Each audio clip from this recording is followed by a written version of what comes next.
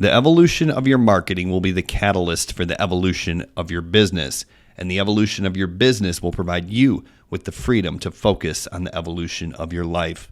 This is Evolved Marketing with Andre and Brian. All right, welcome back to another episode of the Evolved Marketing Podcast. Today's guest is following a pattern of becoming a six-figure affiliate marketer. She happens to be an affiliate with Legendary Marketer, hit platinum status about a month ago, which means she has earned over $100,000 in commissions.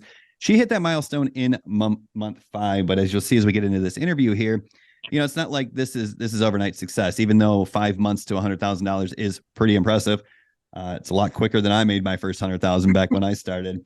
You'll see, there's struggles like everything, but once the snowball effect kicks in, things can get really interesting really quickly. So I'm really excited to bring in our guest today. Instagram is her main platform, which I'm sure we'll get into. She has a nice following over there. I think it's about 160,000 followers over there, but I'm sure she'll correct me if I'm wrong. So without further ado, let's just kind of jump into it and bring on today's guest, Amalie Lund, also known as your marketing BFF. Amalie, welcome to the Evolved Marketing Podcast. Hi, thank you so much for having me. A lovely introduction. I was like, oh, that's me. Love that. Thank We're you. super excited to have you on the show today. I know we talked a little bit before we went live on this episode. So you mentioned that you started with dropshipping before, right? How was that experience? Yes, it kind of opened up my eyes to the whole, there's a possibility to make money online. It was during the pandemic. It was me and my roommate, the two of us were kind of bored. We had done all like masterclass on wine and like we tried to do as much as you can from home, right? And then one day she was like, I saw there's something called dropshipping where you can actually buy products from Alibaba that people need and then resell it. So we took a course on that and spent like kind of our evenings after the 9 to 5 to try and study it. But it just was, it was so much, like it's so complex because not only do you need to like set up your Shopify website, but of course, for us to be able to stand behind the products, we wanted to test them first. So we made sure to order everything back to our flat first, which was like 4 weeks delivery first. And then we tried it. I even bought some shoes that went out, the heel broke. It was just like horrible quality. And then you need to think about the currency of everywhere you need to ship. So it was a lot that go into it in comparison to affiliate marketing, literally like the shipping, the customer service, the product. So yeah, it was a lot of work, which made us close the business. Even before we started, everything was up.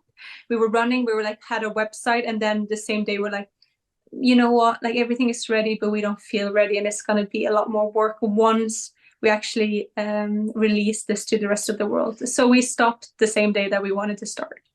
That's probably the best thing that could have ever happened to you. That was going to be my first question is, did you actually go live? Because, Andre has the dropshipping history. I started with affiliate marketing way back in 2012, but right around 2015, I did the dropshipping and it was the same thing. It was so complicated. There was all these things, currency issues, shipping times, physical products. And, when I finally did hit that winning ad and orders started flooding in, my supplier disappeared and I had to manually refund like 300 and something orders. And that's when I was like, okay, drop shipping sucks. I'm done with it. Yeah. What was going to be your marketing strategy with drop shipping if you went live? Were you going to create content? Were you going to run ads or something else? Yeah, so like we started an Instagram account, also a Facebook group. So we're going to run paid ads, literally, because a lot of people, I think when they started, like, oh, we're live, the orders are going to come flowing in, and it's like, not really, because no one except from your parents and your close friends know that you have this website now. So in order to get it out there, you need to pay for ads. So yeah, we got that set up, but it was like, okay, which time zone should we really be at? Because the US market is the biggest one, but we're based in UK. So should we have enough? It was just a lot that went into it that, I'm happy we didn't see it through.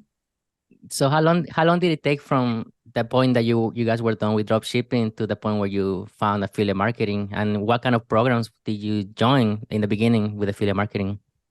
Yeah, so we started like with the drop shipping. Or we got aware of drop shipping in December 2020.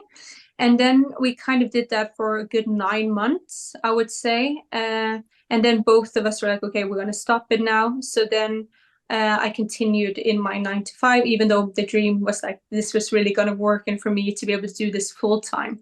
So I continued in my work, but I was kind of like burnt out at that point from my 9 to 5. So I worked there a few more months. I applied then for a new job, a new 9 to 5, thinking that would be the rescue. Until I discovered then affiliate marketing in August 2022. So yeah, so it's been a journey from then drop shipping to affiliate Yeah, so marketing. you took like a year break, right? Of finding Yeah, anything online, right? Cool. exactly. Because I didn't even know about affiliate marketing. Like I have a degree in marketing and my profession is marketing, but it's been from word of mouth marketing and performance marketing, but never affiliate marketing. So the fact that this has been like right in front of me and I have not see the possibility with it is just crazy. And I'm just curious, what were you doing like in your 9 to 5? What kind of job was it? Yeah, so I was a senior, just putting that out there, senior customer success manager. So in marketing, so I worked for had big clients where I literally helped them with the marketing and connecting them to their audience. So and then a lot of people ask me like, oh, but you have this marketing experience. This must be an advantage, but it's so different what I did in that marketing role versus now. So it's kind of like my parents, even though they're teachers, they're only teaching in specific subjects, right? You can't just hand them a completely new subject and expect them to pick up. So that's how I felt like when I started with affiliate marketing. I was so happy that I took the 15-day challenge so I could start from scratch, learn as a complete beginner. And then I started promoting the course right after before moving on to other products. It's very interesting because a lot of times, you mentioned that you started with a course. It was the 15-day online business builder challenge with Legendary Marketer. It's a minimal investment with $7. It teaches you from scratch. And sometimes when people see something that is like, oh, this looks like a good idea or a good opportunity, and in this case, let's stick with affiliate marketing since it's our business. Yeah. They start to think of excuses. Well, I don't have a marketing background. I'm not, and they just look for any excuse not to go forward. And you just told us right now, it wasn't really relevant. There's a huge difference between being one person in a huge marketing firm versus, kind of going out there and building your personal brand, which is kind of what you're doing now. I guess I would say, is that fair and correct? And also, tell us a little bit about those kind of first steps once you decided you were going to go into affiliate marketing.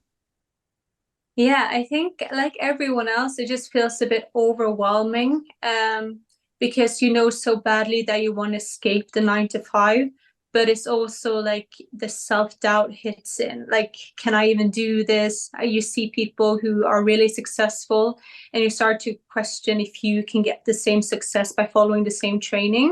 And it's like, well, if I don't try it, then I won't hit the success. So I better just like put myself in there. And just go through it. So yeah, I think because the 15-day challenge is like day by day, you don't get too overwhelmed because you can literally just follow the pace there. And then I got the blueprints as well, which literally shows you everything.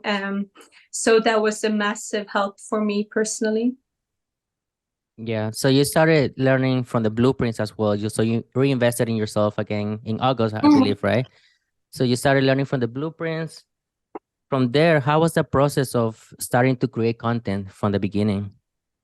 Yeah, so the blueprints help massively, like give you ideas of what to post, and then also to go and follow people like yourself who are in the same niche and get inspiration and see what works and what doesn't work.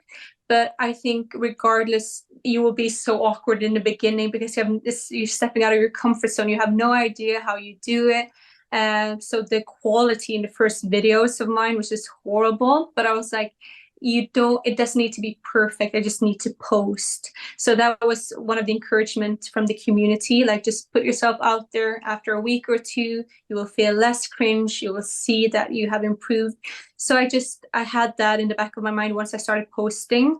So even though I had like 0 followers, people were still seeing it, because especially with TikTok, you get to like your video is shown to others and just your followers. So it was just a great way for me to get out there and to learn. Now, before you started posting on social media for the purposes of affiliate marketing, were you a big consumer on social media? I mean, do you have all the accounts? Did you check in daily, or were you kind of not too into it? Well, actually, I didn't have TikTok at all before. Even though like I just turned 30, I still have the perception that TikTok was a place where young people dance. So for me, it was just like, oh, I don't really know how people are using it in marketing strategies. I feel like people say they spend so much time there that I kind of want to avoid TikTok. So I didn't have TikTok before I started. But I did use Instagram like as a consumer every day, and then I posted maybe once a month to my feed. So yeah, I wasn't too active on social media before this, but obviously now twice a day. So yeah. So when you go to switch from a consumer to a producer, how was that for you? You said it was awkward. You said your first videos were, terrible, I think is what you said, or you said something similar to that. Yeah. So what is that shift like for you? What did you do to kind of make yourself get out of your comfort zone and start posting? And did you go on all platforms, or did you stick with just 1 or 2 platforms when you started? Yes, I downloaded TikTok. From the training, I was like, it's a good resource. Definitely let me take advantage of the channel. So I started posting on TikTok and Instagram. And then like a week or 2 later, I got to YouTube and Pinterest. And then only like the last month now, I added Facebook. So I should have joined Facebook way sooner, because it's such a great channel for affiliate marketing. But it took me a while, I guess, just to be like, what to actually post in the group. I haven't used Facebook except from connecting with relatives. So that was something that I had to like kind of overcome. But then in terms of the social media part, I always enjoyed whenever I did post like once a month. I did enjoy like the process, and always liked Instagram in particular. So for me, it was more like the fact that sometimes I was doing some dances, and sometimes I was actually doing all of this on TikTok rather than just posting like holiday photos. So it was that switch of like actually doing it in a professional way that, yeah, made me go out of the comfort zone quite a bit, I would say. Yeah, like when I started when I was 29, like posting on TikTok and stuff like that. And I never thought I was gonna be posting on TikTok, especially for a business type, or like just how you say, I thought people were just there to like make dancing videos or funny videos. And Yeah. I didn't post on Instagram or Facebook or YouTube either. Like I just stick to TikTok. And what Yeah. we're doing when we just choose one platform is we're just building the habit of posting every single day, being present. And then Yeah. after I was able to get all those habits good, then I started posting on Instagram, and I saw the Ah, value on Instagram. Like I'm yeah. gonna say 5 to 6 months after I started posting on TikTok. You get me? Yeah. And then as soon as I started posting on Instagram, then that's when my income like grew so much just because of Oh, Instagram. really? That's Hmm. interesting. You say you started with Instagram, right? Or you started on TikTok Instagram first? and TikTok, both of them, Okay. yeah, at the same time, just repurposing from TikTok over to Instagram. And how was the growth on Instagram in the beginning? Did it take a while to grow your account? Because I know you have 162,000 followers right now, so that's incredible. That's a lot of followers. Yeah, no, thank you. In the first 2 months, so October and November was like very slow for me. But it was just like I kind of had the idea in the back of my head that it was going to be slow regardless. So I didn't expect for it to jump like with thousands. But then just as I entered the 3rd month, my Instagram just blew up. And I think it was from like posting then twice a day for consistently. And then so in December, I grew with 100,000 followers in a month. Over 100, I think almost like 130,000 followers in a month. So I was like, what's happening? Because every day I got like, there was a few days where I got 10,000 a day. And I was like, every time I updated, just the number jumped and jumped. And I was like, where's this coming from? But obviously That's very, so very awesome. grateful. But you know, like when you go viral and you're like, the world stops, you're just like, please don't be mean. Please don't. You're just like, you want, because there's so many. And then obviously the DMs came like, so yeah, it was definitely like December was the month that it took off for me. And you said it wasn't so much that you changed your content style or that you found a formula for videos that worked really well. It was just kind of like, okay, I've been consistent for long enough and I'm creating content and I'm probably getting better at it. But really it's the consistency and then going twice a day that probably triggered something to Instagram and said, hey, let's push this out. Is that kind of the way you read it?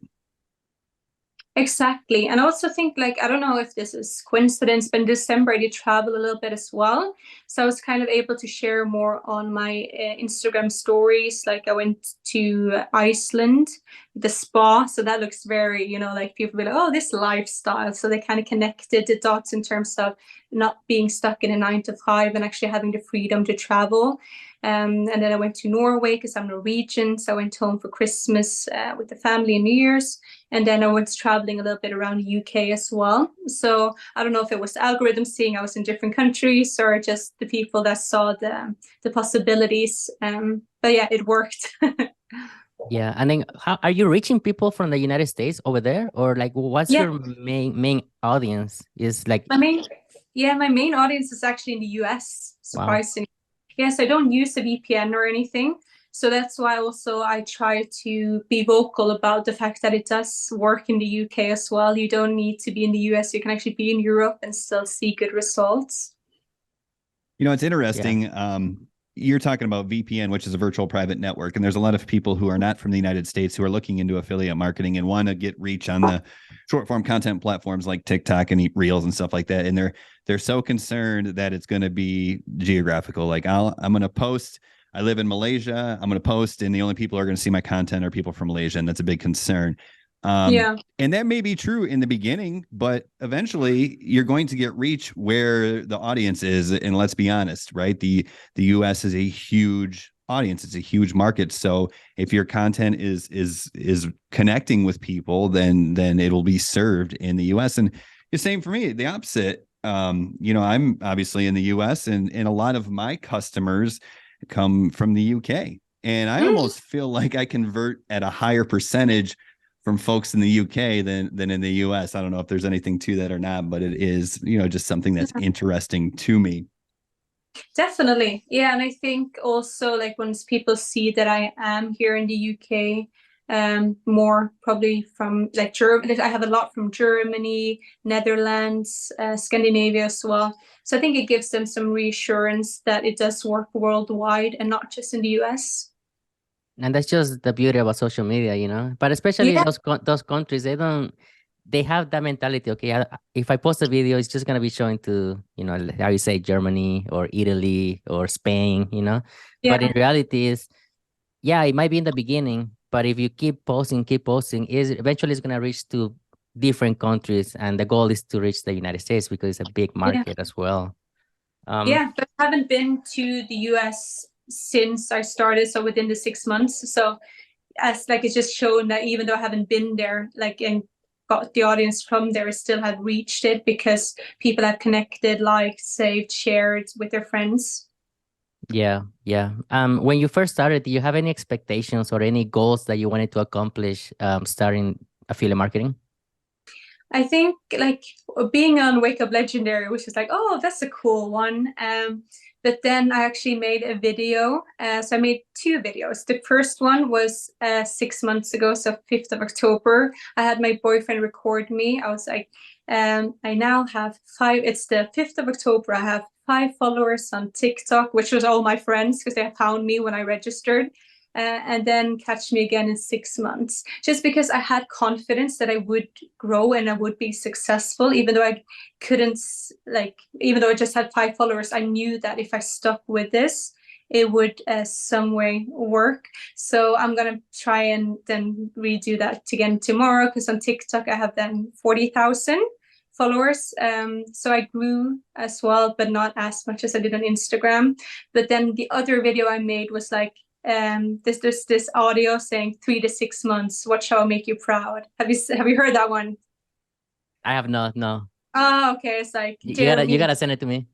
Yeah, it's literally the audio says, dare me, 3 to 6 months, watch how I make you proud. So I did that also on the first week where I posted. And then I did it again was it 4 or 5 months later when I hit the 100K. I can So see it's by just the like, smile on your face when you tell that story. I feel like you are making yourself proud, huh? yeah, I did, because I made like a duet with myself with the first video. And then when Oh. I did like the champagne cheers, I was like, we did it, honey. We did it. So yeah, That's amazing. So yeah, it's a good moment. how did it feel reaching that platinum rank affiliate status, I guess you can say? Yeah, it's because the thing is because of the currency, and I'm Norwegian, so 100K dollars is actually a million in Norwegian. So it's always been like, oh, when you hit your first million, in Norwegian krones. So for me, I reached a million, which felt even bigger, right? So I was super excited, and I started crying. I was just like emotional wreck because I was like, we believed in ourselves, like we did it. So it was this moment of like everything that you keep telling yourself when you be like when you have negative days or bad days, and you just move forward, and you post and you stay consistent. It's like it is working. So it was this, yeah, just a lot of emotions and a lot of happy tears. That's amazing. Congratulations. Let's investigate the other side though. What you said, negative days, bad days, we all have them.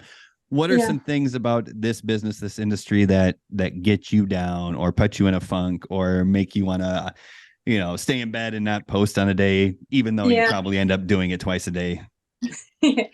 I think like for me, before I saw great results, it was just like, I am promoting quitting your 9 to 5. And it's like, what if this doesn't work? You have that voice in your head, and you'd be like, imagine on your CV, you're going back and being like, yeah, I was the one who said to quit your job and I would like to apply here. So it's just like that voice in your head. But obviously now, like, it's just those thoughts that come every once in a while, and on the bad days. But yeah, luckily now I don't ever think about that at the moment. But then the other things were like negative comments, especially when you go viral.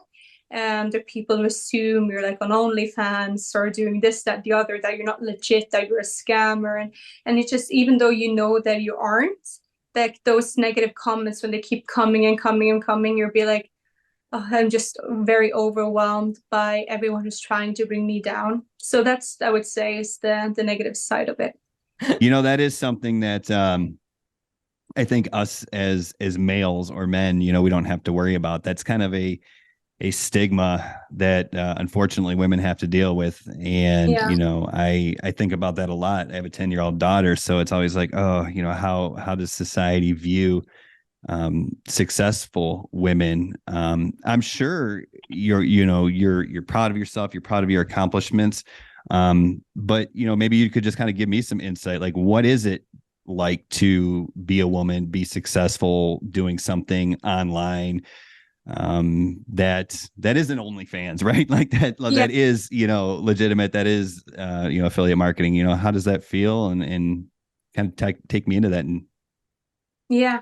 No, it's I just want to like emphasize that the majority are positive. So it's just like once in a while you get those negative comments. And I think because I am a woman and have reached success and I look a certain way, it's easy that people think it's too good to be true. Or what I realized, like some people commenting like, we didn't ask how much you earn, we didn't ask for you to share this, like you're being cringe or you're being this and that. And then I try to answer with kindness back and saying like, if you don't like it, you can simply scroll. You don't need to follow me. Like it's, I don't try to attack them back, because I was like, there's no point. But yeah, there is definitely this extra, I wouldn't say like pressure, but you kind of feel like you need to show and defend yourself in a certain way that probably you wouldn't have to, I guess.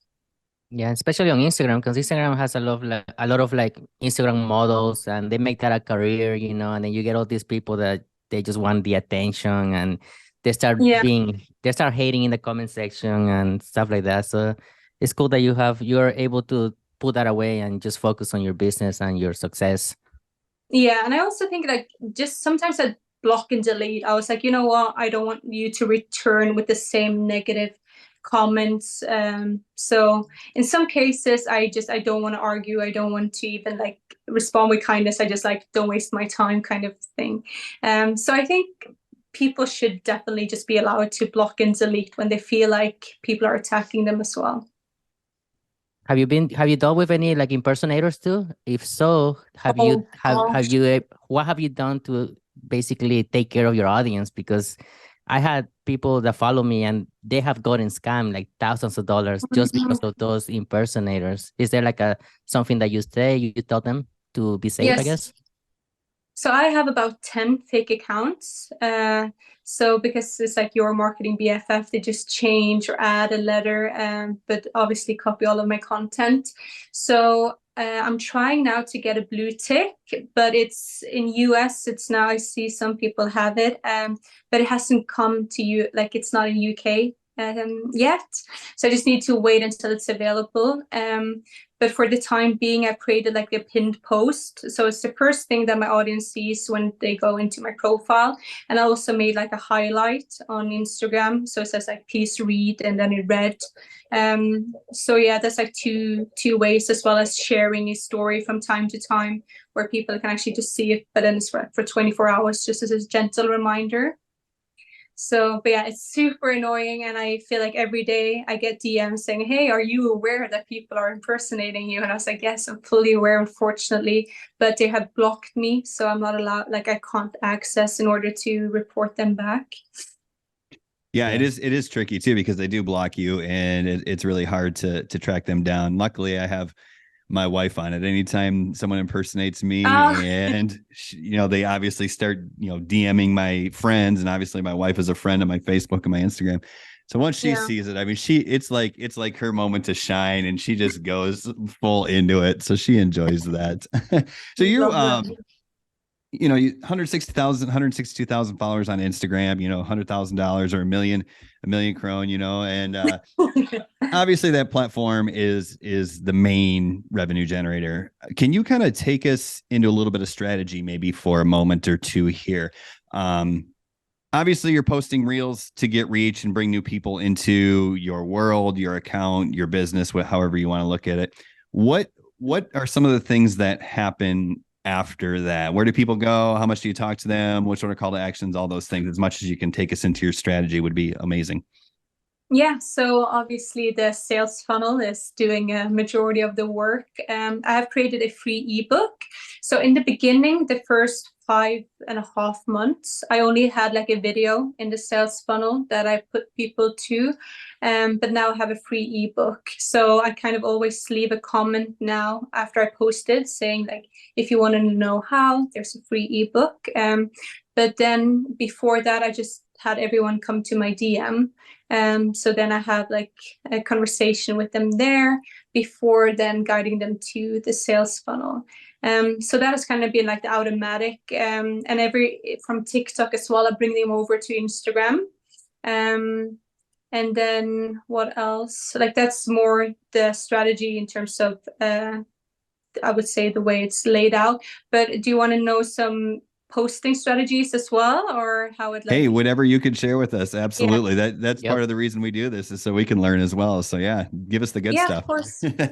So for me, posting wise, I try and go and see either use some hashtags or just my For You page. And I try to like recreate accounts that have more, or the video that has more than 100,000 views. Because I know that if a video has already got 100,000 views, even though I don't get the same amount, it's a good chance it would still perform well with similar sound, or even the same sound but just different wording, because I don't want to like copy exactly what they're doing, because I don't want to discredit them in that way, but just seeing like the strategies that they've used.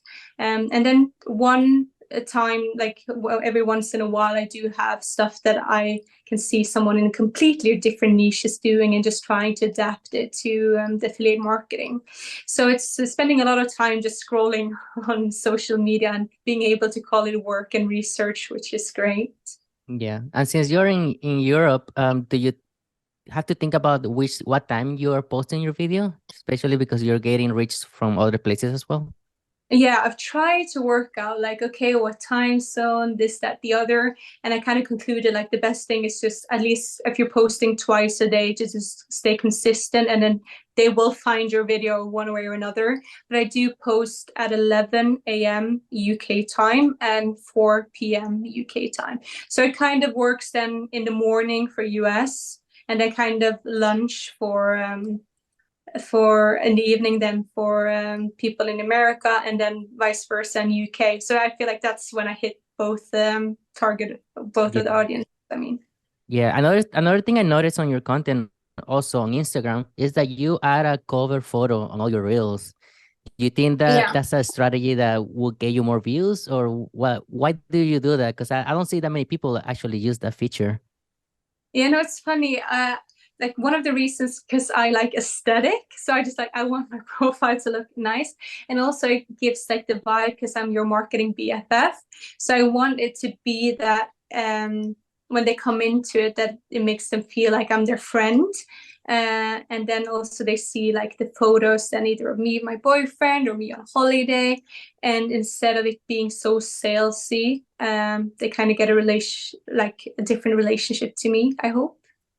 At Yeah, least that's speaking the of aim. speaking of relationship, that's obviously a huge part of what we do as people who are building our brand and trying to attract customers. And I love the name that you gave yourself, your marketing BFF. And for people who are old like I am, BFF, like best friends forever, is that what it? Yeah, Yeah. yeah. Okay. That's what it Cool. is. Yeah. So think about that. Like I mean, obviously that was intentional.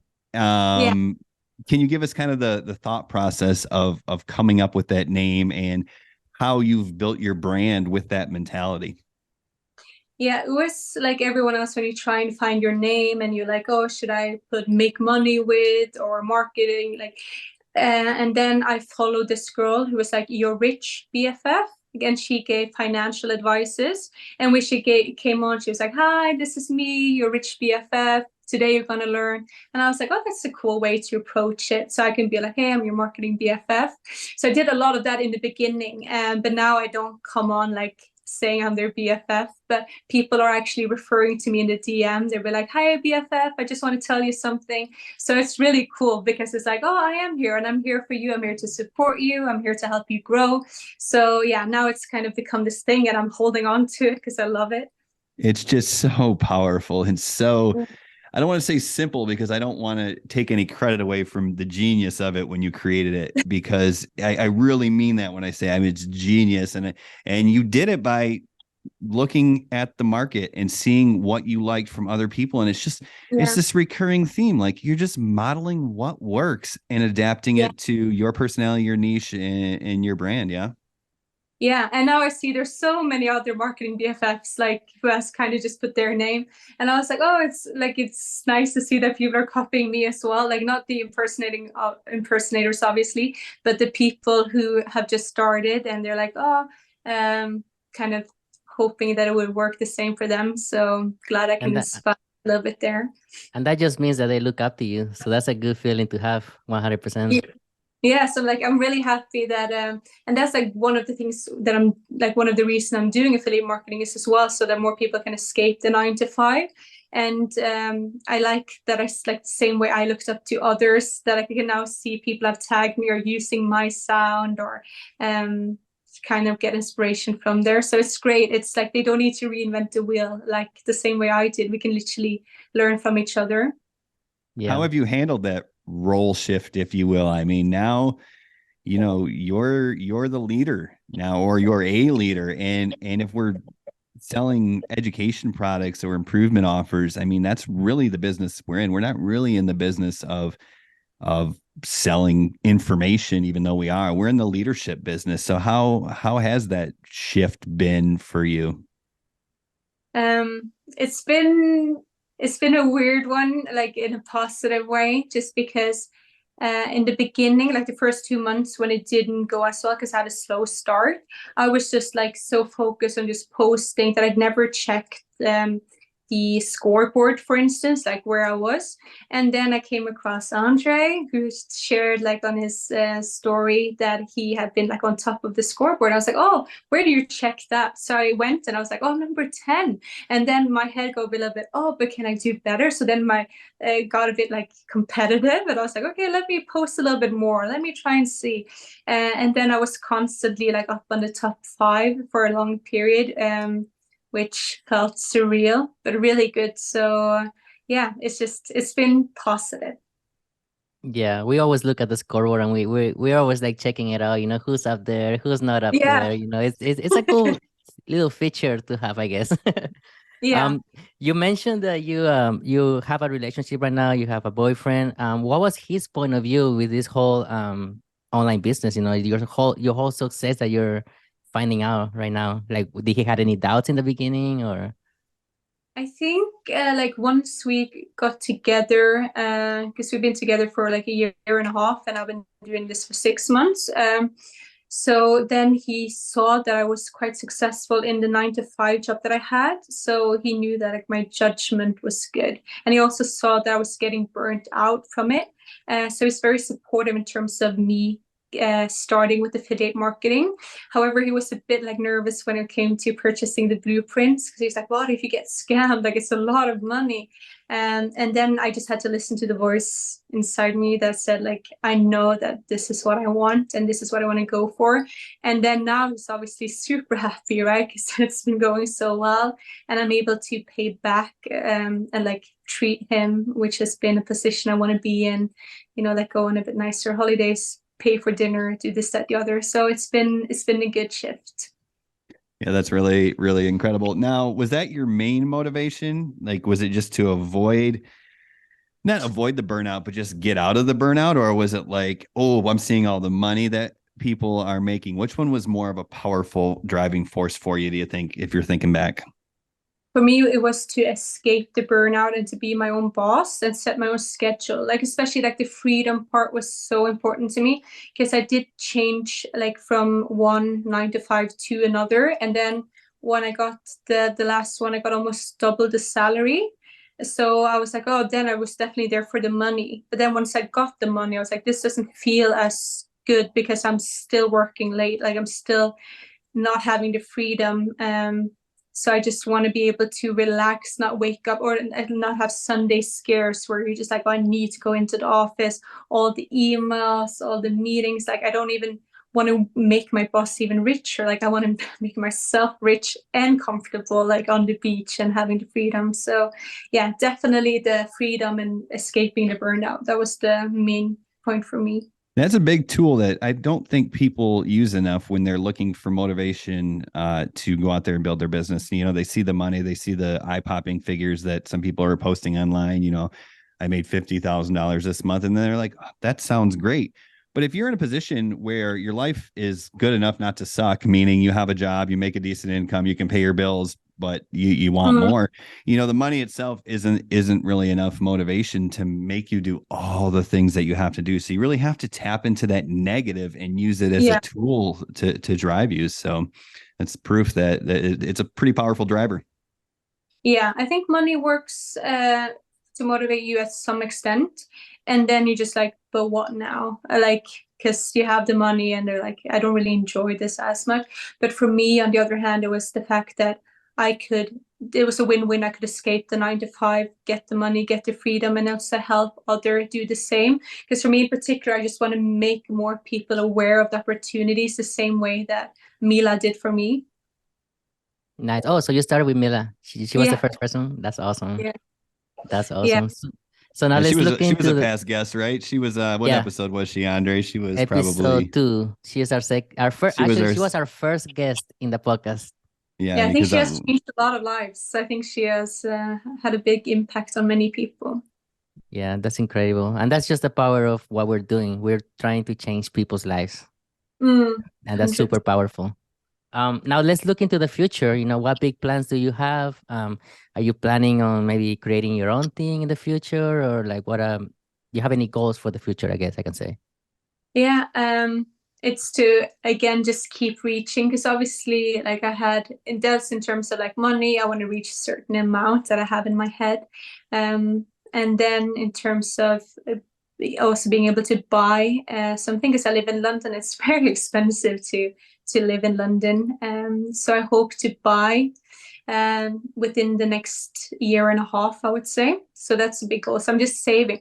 And I remember even Dave asked me like, how are you spending your money? And actually like I am not spending my money at that extent as people are expecting. There are a lot of comments that are like, where's your Bugatti? You're still shopping at Zara, all of these things. So I'm like, yeah, I'm still doing it because I have still like I want to pay the student loan off. I want to make sure I get my savings.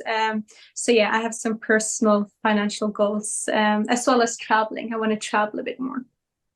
That's really cool and really smart. I remember when I first started kind of hitting it big in 2017, and the best feeling was not buying anything. The best feeling was having X amount of dollars in the bank account and, a clean line of credit with $30,000. Like that was to me like crazy. It was like, I ruined my credit when I was, in my early 20s. So it was like to have that, it was like mind blowing. And it was that security. I think it was like, that's really what the most important thing is. So as you're looking forward, it sounds like you're going to continue with affiliate marketing, which is fantastic. I made the mistake of getting away from affiliate marketing after a successful affiliate marketing campaign was built in like 10 to 2018, and I had to rebuild.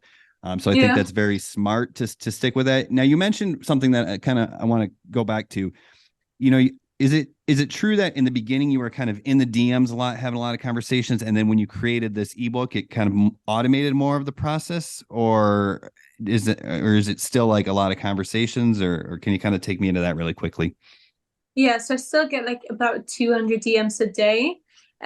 So I spend a lot of time in my DMs, but now I try to minimize it a little bit. So that's why I leave the comment as well under each post, just saying now I have the free ebook, because before when I didn't have the free ebook, I felt like I needed to put more of an explanation, like what affiliate marketing actually is, because I still think it's so important to keep that personal, and especially because I'm your BFF, I want to build relationships, have them being able to come to me with questions.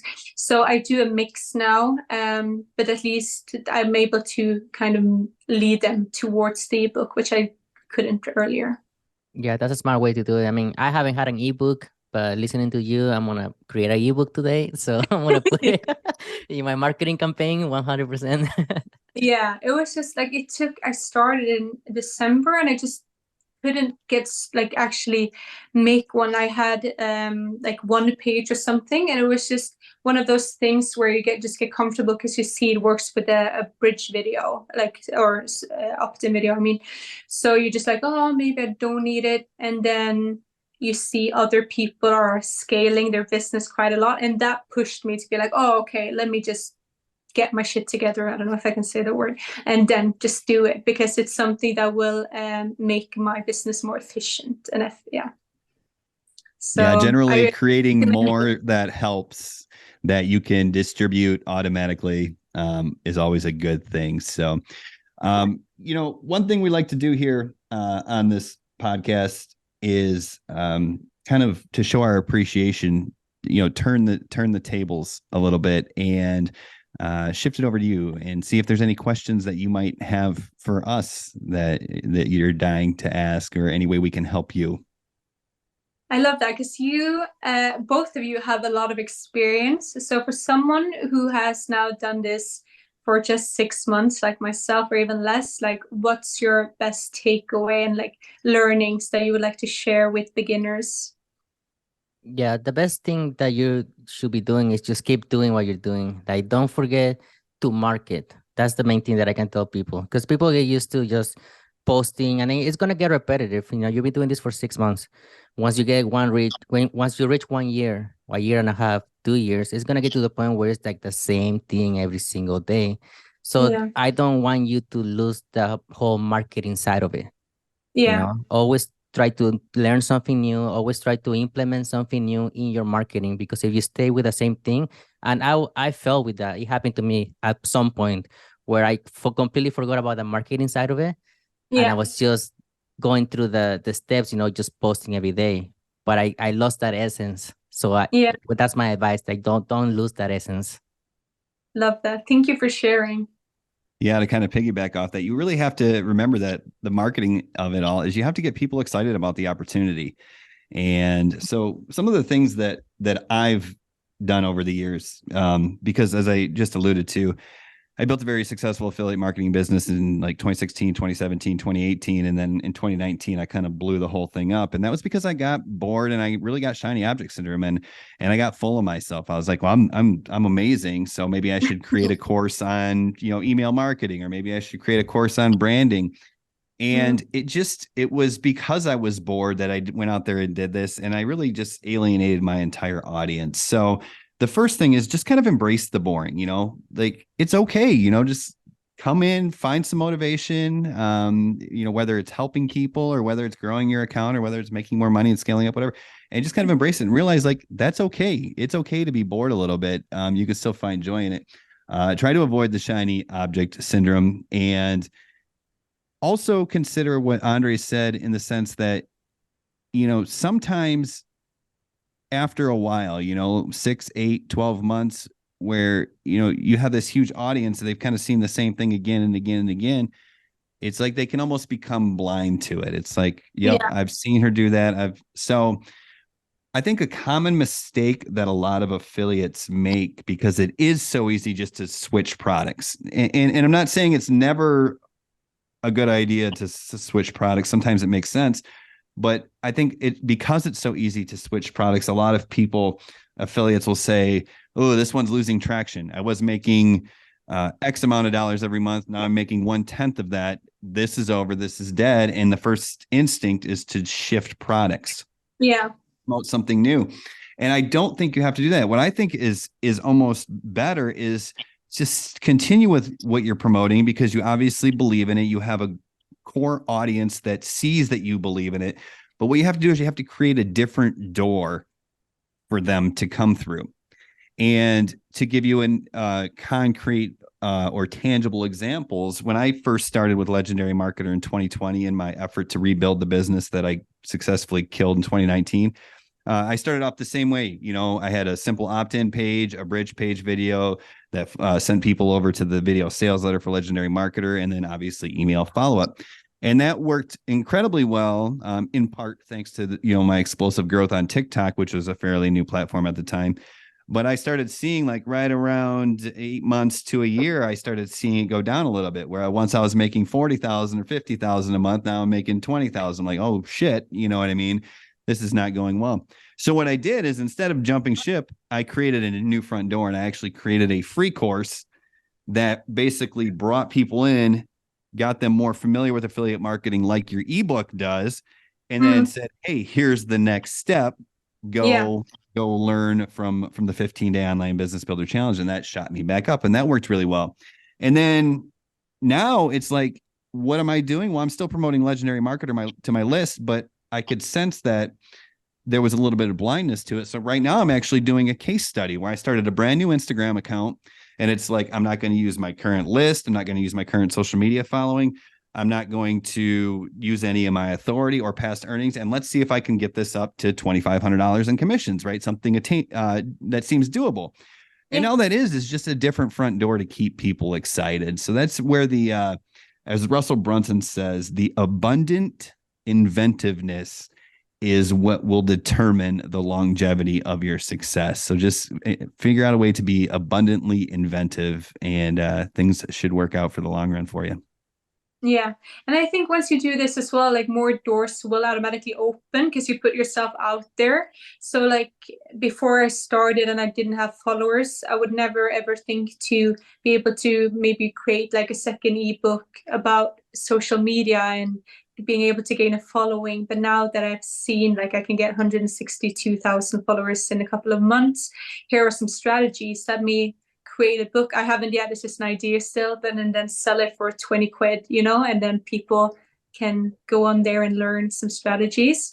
So it's just, one of the ideas that I keep going. And then people also I see like offer one-to-ones, because I get a lot of coaching requests. So that's something that I can expand with. So I guess there's so many opportunities once you actually have started and get the experience with it. That's the beauty of it, because more doors are going to open up, I think it's going to be up to you to say yes to those opportunities. Absolutely. Yeah. And just to give you like tangible things you can do, let's say you do create that social marketing growth ebook and you sell it, you make some more money, and obviously it's going to be a huge bump to your current audience, but also it's still an opportunity to promote Legendary Marketer, because it's like, okay, what if you don't know what you want to sell yet? Well, you can do affiliate marketing, and here's where you need to go to learn that. So that's just another door that, of course, you can sell it. And your conversion rates will be higher because the people got into that, paid, $20 or whatever. And it's just an investment that kind of keeps them motivated going forward and willing to invest more. So I think you're on the right track, and those ideas seem to be good ideas. Before we finish up here, I know we're getting close to time. I do want to thank you again for your time, and just want to kind of throw it out there. I know we said your marketing BFF on Instagram, but maybe tell us in your own words, where's the best places to find you, and be specific as you want so people can track you down and come look at your beautiful Instagram page as well. Thank you. Yeah, it's literally your marketing BFF. So just make sure those words exactly, because there are BFFs with 3 Fs and just without the dot. So just your marketing BFF. That's the only one, with 162 at the moment. Hopefully more very soon. Let's see. So yeah, that's the one, and the same literally on TikTok as well. Your marketing BFF. Your marketing BFF. So that's the best place to follow me. Also, I do have a Facebook group, which it only has like just over 1,000 followers, because I literally started it a few weeks ago. But it's called what's it called? Affiliate Marketing Insights / Your Marketing BFF. So that's also something where we have more conversation, and it's a great way to connect with the audience, which is a bit different than Instagram and TikTok. So it's a good place to connect. Yeah. Well, Amelia, it was a pleasure meeting you. And Pleasure. We appreciate your time, and thank you so much for all the golden nuggets that you gave us in this episode. Thank you so much for having me. It was a pleasure meeting you both. So yeah, thank you for the time. Thank you. And thanks everybody who joined us and stuck with us till the end. We'll see you all on the next episode of the Evolved Marketing Podcast. Bye, everybody.